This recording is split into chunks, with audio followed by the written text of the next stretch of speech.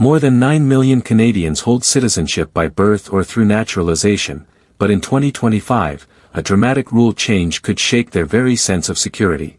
Imagine living in Canada for years, building a life, paying taxes, raising a family, only to discover that new citizenship laws could put everything at risk. The government has announced 10 powerful changes that will affect immigrants, dual citizens, and even long-term residents in ways many never expected. From stricter residency rules to the possibility of losing dual citizenship, these shifts could reshape who truly gets to call Canada home.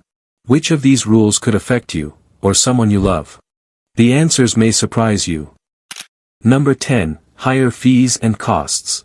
The final major change in 2025 is the introduction of higher fees and costs for citizenship applications. For many years, Canada's fees were considered relatively affordable compared to other countries, making the dream of becoming a citizen more accessible. The new rule increases the application charges, adds new processing fees, and introduces extra costs for services such as language testing and background verification. While officials argue these adjustments are necessary to cover administrative expenses, the reality is that the financial burden now falls directly on applicants. For low-income families, students, and refugees, the cost of citizenship could feel like a wall too high to climb. The fee hikes may also discourage applicants from applying as soon as they are eligible. Families with multiple children will be especially hard hit, as each member's application requires separate payment. The expenses don't stop at the initial fee. There are often costs for translations, certified documents, and test preparation classes. Add travel expenses for those living in rural communities who must attend interviews or exams in larger cities, and the total price can become overwhelming. Critics say that raising fees contradicts the idea of citizenship as a unifying right, turning it instead into a privilege for those who can afford it. Some even warn that Canada risks creating a two-speed system, where wealthier newcomers gain access quickly while others remain in limbo for years. Supporters of the change argue that higher fees are fair because taxpayers should not shoulder the full cost of processing applications. They believe that those committed to becoming Canadians will view the expense as an investment in their future. Yet opponents point out that commitment is not measured by money but by contribution, community, and shared values. If the path becomes too expensive, Canada may lose out on hardworking individuals who bring diversity, skills, and dedication. The bigger question is whether citizenship should be treated as a financial transaction or as a shared promise of belonging. The outcome of this debate will shape who gets to call themselves Canadian in the years ahead, and at what price. Number 9, digital application and tracking. The 9th rule introduced in 2025 focuses on the shift to digital application and tracking for citizenship. Previously, applicants could choose between paper forms or online submissions, but now the system is moving toward digital-only platforms. Every step of the process, from submitting documents to checking application status, will be handled through centralized online portals. Supporters believe this will speed up processing, reduce errors, and create a transparent way for applicants to track progress. However, critics warn that going fully digital could leave behind thousands of people with limited access to technology, unreliable internet connections, or limited computer literacy. For elderly applicants or those in rural areas, this rule may create barriers instead of solutions. Another major shift is the requirement for applicants to upload detailed digital documentation. Instead of mailing certified copies, individuals must now scan and submit high-quality versions of passports, visas, and financial records. The government argues this reduces fraud and creates a permanent, verifiable record. But the reality is that many immigrants may lack access to proper equipment, such as high-resolution scanners, and could struggle to meet technical requirements. Errors in formatting or file sizes could result in rejected applications and lengthy delays. Concerns about cybersecurity also loom large, with sensitive personal data being stored online and vulnerable to breaches if systems are not adequately protected. Supporters highlight that digital systems offer efficiency and transparency, enabling applicants to monitor timelines in real time. They believe modernization is essential for handling the growing volume of citizenship requests. Yet opponents emphasize that a one-size-fits-all approach ignores the needs of diverse populations. For those less comfortable with technology, the process becomes intimidating and stressful, leading to greater dependence on expensive consultants or legal advisors. Instead of simplifying access, the rule may unintentionally deepen inequality.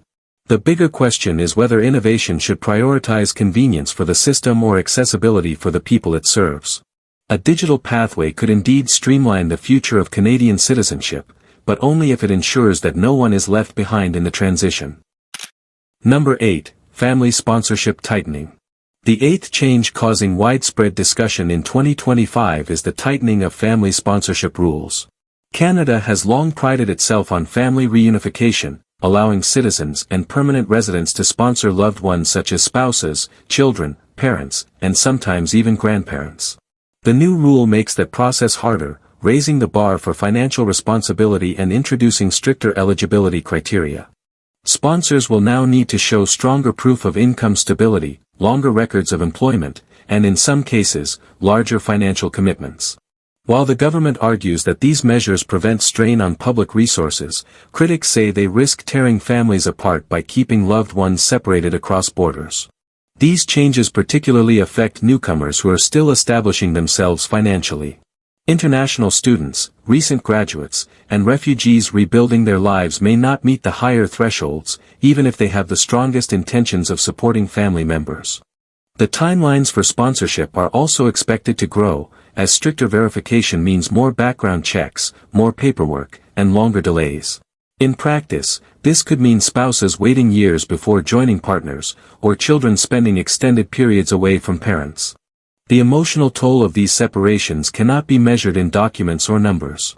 Families are the backbone of integration, and when they are kept apart, the social cost often outweighs any economic savings. Supporters of the new rules believe they encourage responsibility, ensuring that only those truly capable of supporting dependents bring them to Canada.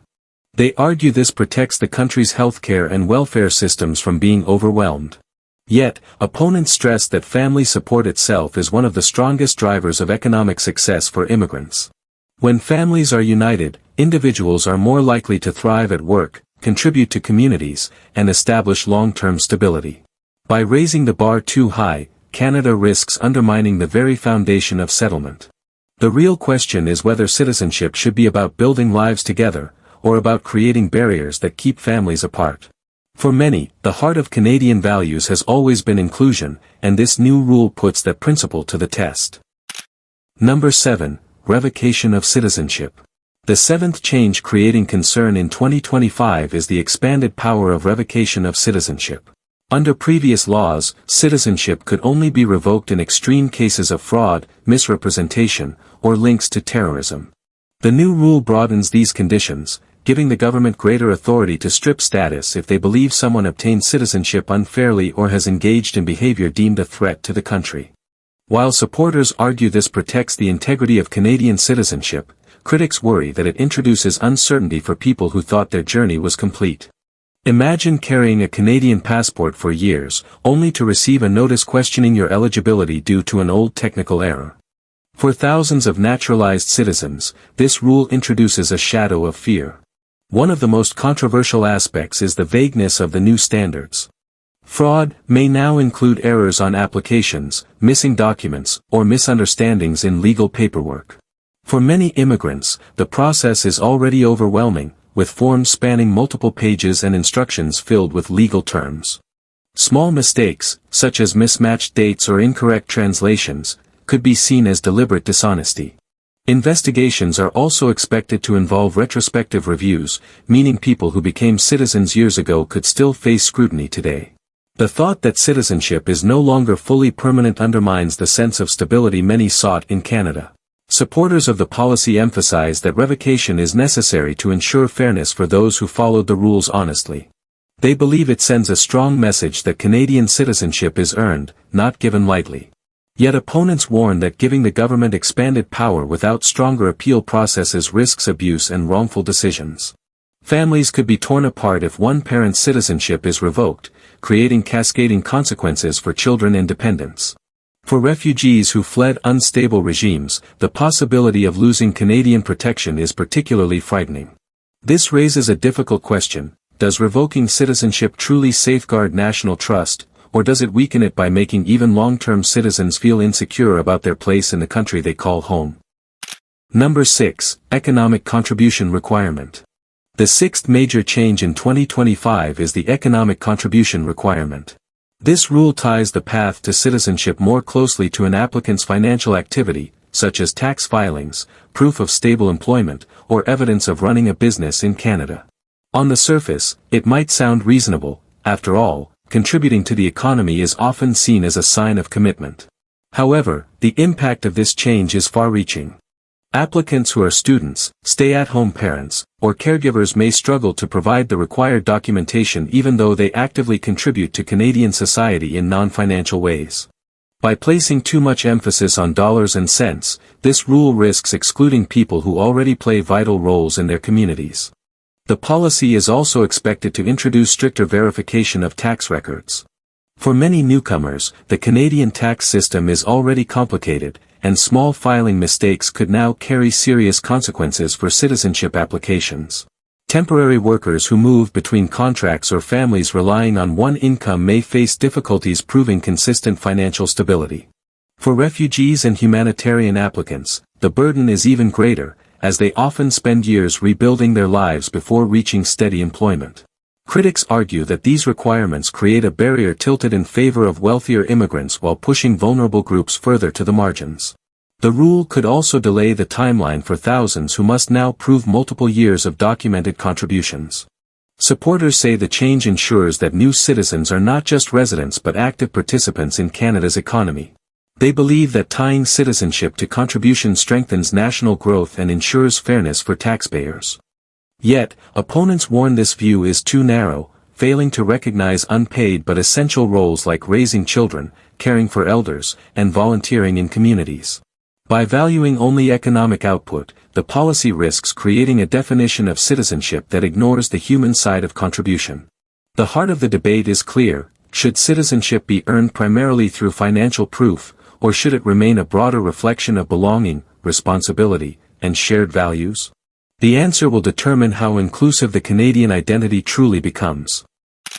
Number 5. Stricter background and security checks. Another significant change in 2025 is the introduction of stricter background and security checks for citizenship applicants. Previously, the process already involved reviewing police records, immigration history, and security databases. Now, the government is expanding its scope, requiring deeper investigations into international travel, financial activity, and even digital footprints. The aim is to identify individuals who may pose a threat to public safety or national security, but the impact extends far beyond that intention. Applicants from regions experiencing political unrest may find themselves unfairly flagged, while others with minor past infractions could face unexpected denials. For many hopeful newcomers, this rule adds another layer of anxiety to an already complex journey. The expanded checks also mean longer waiting times. Citizenship applications that once took months may now stretch into years as officials verify records with multiple international agencies. For people who travel often for work, business, or family obligations, every trip could spark new scrutiny. Even small discrepancies in documentation, such as mismatched dates or missing records, might trigger requests for additional evidence. Critics argue that this could create unnecessary backlogs, punishing applicants for bureaucratic errors rather than actual risks. Families waiting to reunite, students hoping for stability, and workers relying on citizenship for job opportunities may see their plans stalled indefinitely. Supporters of the policy argue that ensuring the integrity of Canadian citizenship is worth the inconvenience. They believe stronger checks prevent fraud, protect communities, and uphold Canada's reputation as a safe nation. Yet opponents warn of overreach, pointing out that vague criteria could lead to profiling or discrimination. For refugees fleeing conflict, proving a spotless background may be nearly impossible, as records are often destroyed in war zones. The debate raises a critical dilemma: how far should a government go in safeguarding its borders without eroding trust among those who seek to build a life within them? This rule underscores a central tension in immigration policy, balancing the need for security with the promise of fairness and opportunity that defines the Canadian dream. Number 4. Dual citizenship restrictions. One of the most controversial updates in 2025 is the tightening of dual citizenship restrictions. For decades, Canada has allowed people to hold a Canadian passport alongside another nationality, giving them the freedom to maintain ties to their homeland while embracing life in Canada. The new rule challenges that balance by introducing stricter limits on who can keep dual status. In some cases, applicants may be forced to renounce their original citizenship to become Canadian. This change raises deep emotional and practical concerns, as millions of immigrants value their ability to maintain cultural identity, family connections, and property rights in their country of origin. For many, dual citizenship has been more than a legal benefit, it has been a lifeline. The proposed restrictions are not uniform. Some applicants from countries with strong security agreements may still keep both nationalities, while others from high-risk regions could be denied dual status. Critics argue this creates a two-tiered system, dividing people based not on merit but on where they were born. The consequences go far beyond paperwork. Losing original citizenship might mean forfeiting inheritance, business opportunities, or even the ability to care for aging parents abroad. At the same time, governments in other nations could reject Canadian requests for renunciation, leaving applicants trapped in legal uncertainty. Families may face heartbreaking choices, either give up their heritage or delay becoming full Canadian citizens.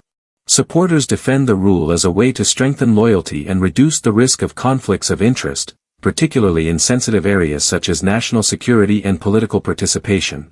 They argue that citizenship should represent a singular, undivided commitment to Canada. Yet opponents counter that loyalty is built through contribution, not exclusivity. Dual citizens often enrich the country by building global networks, boosting trade, and sharing diverse perspectives. Restricting their rights risks weakening Canada's reputation as an inclusive nation that values diversity. The change sparks an important question: does asking newcomers to choose one passport over another strengthen unity, or does it strip away the very multicultural foundation that Canada is known for worldwide? Number 3. Citizenship Test Revisions. The third rule drawing attention in 2025 is the Citizenship Test Revisions. For decades, the test has served as a gateway, checking applicants' knowledge of Canadian history, culture, laws, and responsibilities. The new changes go far beyond memorizing dates or naming prime ministers. Officials are redesigning the exam to emphasize Canadian values, focusing more heavily on civic duties, national identity, and ethical scenarios. While the idea is to ensure that new citizens understand and embrace the country's principles, critics argue it places newcomers under pressure to prove their loyalty in ways many natural-born Canadians never face. For some applicants, the new exam may feel less like a welcome and more like an interrogation of their beliefs. The revised test is expected to include more complex questions, longer written responses, and situational case studies. Imagine being asked not only about the Charter of Rights and Freedoms but also how you would act in a workplace dispute or community issue. This shift demands stronger critical thinking skills and greater fluency in English or French, which ties back to the previous rule on language. Younger applicants or highly educated professionals may adjust quickly, but elderly parents or refugees with interrupted schooling could struggle. Preparation guides and classes will likely expand, but the added cost and time investment create yet another barrier. Failing the test means delays, and with stricter limits on retakes, many may face longer waits before reapplying. Supporters of the new test argue that a deeper understanding of civic life makes for more engaged and informed citizens, capable of participating in elections, public debates, and community service. However, skeptics warn of unintended consequences. Tests that are too difficult may discourage capable residents from applying, leaving them in permanent limbo as permanent residents without the full rights of citizens. Others worry that the emphasis on abstract values could lead to bias, favoring applicants from cultures more aligned with Western norms. Ultimately, the debate centers on a powerful question: does testing values truly measure someone's potential as a citizen, or does it risk creating unnecessary barriers for people who already call Canada home? Number 2. Language Proficiency Expansion. Another major shift in 2025 is the language proficiency expansion. Until now, most applicants between 18 and 54 years old were required to demonstrate their ability to communicate in English or French through approved tests. The new rule widens that bracket, potentially including both younger students and older adults in the requirement. This means grandparents joining families or teenagers applying alongside parents may suddenly face exams they never expected. For many immigrants from non-English or non-French-speaking countries, this adds a new layer of difficulty to the already demanding path toward citizenship. The government frames this change as a way to strengthen integration and ensure active participation in Canadian society, but for thousands of applicants, it feels like a door swinging shut. The test itself is not just about speaking. Applicants must demonstrate skills in reading, writing, listening, and comprehension, which requires formal study and preparation. For younger students already balancing school or for older family members who may not have studied languages for decades, this requirement can be intimidating. Access also becomes an issue. Official testing centers are often expensive, limited in availability, and concentrated in urban areas, leaving rural communities and lower-income families at a disadvantage. Critics warn that this could create a two-tiered system where wealthier applicants have the resources to pass easily, while others face repeated failures and delays. With processing times already stretched, retaking language exams could add years of waiting. Beyond the logistics, there is a deeper emotional layer. For many immigrants, their mother tongue is central to their identity, and while they may speak functional English or French, being forced to perform academically in a new language can feel like erasing part of who they are. Supporters argue that language is the key to building stronger social bonds, navigating workplaces, and accessing public services. Yet opponents caution that expanding these rules risks excluding people who contribute in countless other ways, raising families, volunteering, paying taxes, and supporting communities. The real challenge lies in balancing integration with inclusion, ensuring that language strengthens citizenship without turning it into an unnecessary barrier. Number 1. Stricter residency requirements. The first major rule shaking up Canadian citizenship in 2025 is the push for stricter residency requirements. Under the previous system, applicants typically needed to live in Canada for 1,095 days within 5 years before applying for citizenship. The new rule increases that threshold, demanding more physical presence and stricter proof of residence. For many, this might sound like a small change, but it carries massive implications. International students, temporary foreign workers, and refugees who already struggle with lengthy processes will find the road to citizenship even longer. Imagine working or studying for years, only to realize you need to extend your stay further before even becoming eligible. This shift emphasizes the government's focus on deeper commitment to Canadian life but places heavier weight on those juggling education, family, and financial pressure. What makes this rule particularly challenging is the verification process. Authorities are now expected to demand clearer evidence of residency records, from tax filings to rental agreements and even employment history. For people who frequently travel for work or maintain strong ties abroad, every absence could work against them. Families who split their time between countries to care for loved ones might suddenly find themselves penalized. This means fewer shortcuts, more paperwork, and longer timelines, creating a ripple effect on thousands of applicants each year. For some, it may even mean resetting the clock entirely if gaps in residence are flagged during review. On the surface, the government argues that stricter residency ensures citizens are truly engaged in Canadian society, but critics warn of unintended consequences. Skilled workers who Canada urgently needs may choose destinations with friendlier paths to citizenship. Parents trying to bring children into permanent stability may face uncertainty. And for those dreaming of carrying the Canadian passport, the extra years feel like a moving target just out of reach. This new standard raises a powerful question. Does proving commitment through more days in Canada truly make someone a better citizen, or does it risk leaving committed newcomers in limbo? The impact of this rule will be felt across classrooms, workplaces, and families for years to come. The 2025 citizenship rule changes represent one of the most significant shifts in Canadian immigration history. Each of the 10 updates, whether it's stricter residency requirements, expanded language testing, or the possibility of revocation, carries real consequences for millions of people. For newcomers, the dream of holding a Canadian passport may now involve more steps, more documents, and more years of waiting.